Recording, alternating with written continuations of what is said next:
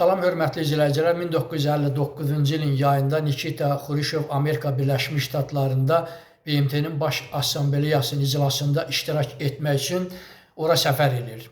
Və orada Nikita Xruşova söz verirlər. Nikita Xruşov öz çıxışında elə bir cümlə işlədir ki, hamı şoka düşür, orada oturanlar bu ifadəni başa düşmür, hətta tərcüməçilər belə şoka düşürlər. O çıxışında deyir ki, biz sizlərə Kuskanın anasını göstərəcəyik deyərək çıxışına davam edir. Sonradan orada başa düşürlər ki, bu ifadə rus dilində güc nümayiş etdirmək, hədə qorxu gəlmə ifadəsinə anlamına gəlir.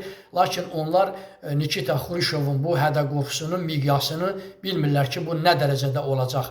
Və beləliklə də Nikita Xruşov 30 oktyabr 1961-ci ildə işlətdiyi bu ifadəni həyata keçirməyə başlayır və belə ki, SSR-dən havaya qalxan Tu-95 təyyarəsi özü ilə birlikdə 27 ton ağırlığında An-602 hidrogen bombasını götürür. Bu bombanın kod adı Çar bombasıdır. Havaya qalxır və Arxangelski vilayətinin Novaya Zemlyada ərazisində yerə buraxır.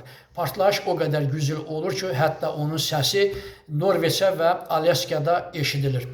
Deməli, bu partlayışın eni 8 kilometr, hündürlüyü isə 70 kilometrə qədər havaya qalxır və bildiyiniz kimi belə bombalar partlayan zaman havada göbələk formasını alır.